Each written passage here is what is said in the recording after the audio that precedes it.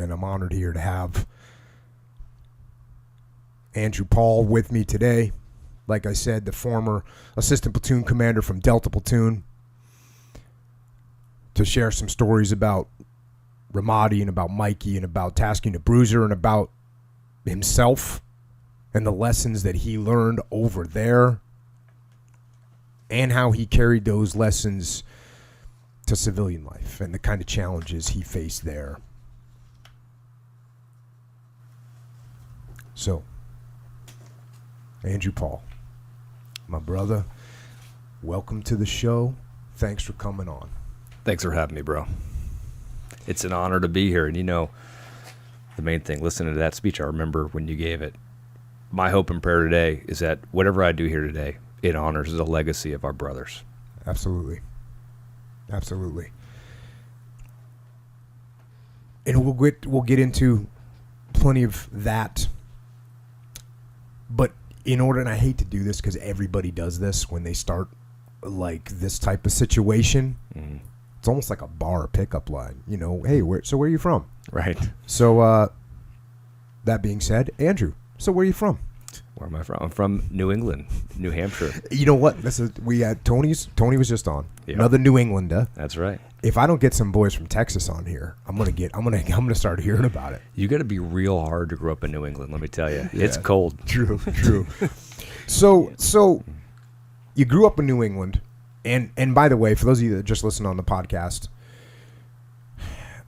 what do you weigh? 155. 155. So the image that everyone has of the big Navy SEAL is not. First of all, it's not true. SEALs come in every shape and every size, and Andrew comes in the smaller size. And but how did you? How'd you hear about the SEALs? Like, what made you decide that was what you wanted to do? Yeah, I'm first of all, I've always been the kind of person that tell me I can't do something, and I'm gonna just show you. So things like, oh, we're in high school and someone says, we're talking about the Boston Marathon. And I'm like, oh, I'm going to run. Oh, you can't do the marathon. Oh, okay. Watch this. Ran the Boston Marathon. But probably saw a movie because, when I was growing up, there wasn't a lot of information out there about SEAL teams. And so. Tell me about it. Right? Even less for an old guy like you. Yeah. So there wasn't a lot of information, but somehow, probably saw a movie, ended up reading a book, and then, started to do some research and found, well, first of all, outside my immediate family, uncles, grandfather, all served in the military. So grew up with that strong sense of wanting to serve my country, and always had a sense of wanting to protect people who couldn't protect themselves. So I was drawn to that kind of line of work. Then began to read about the SEAL teams, and at least from what information I had available, it seemed like, hey, they were the best. So I'm like, all right, well, if that's the best, then that's what I want to go do. And that was in its infancy as a young kid. But then, man, I just got onto that like a bulldog on a pork chop, and just, tunnel vision, went after it. And did you go to college? Did you already have that decision in your mind when you went to college? Oh yeah. So you knew you were going to go to OCS. You knew all that. Did you do ROTC? I did ROTC. So the thing is that I didn't know anything. I didn't even know what ROTC was. I didn't even know what enlisting was. I had no clue, no exposure. I just knew I wanted to be a SEAL.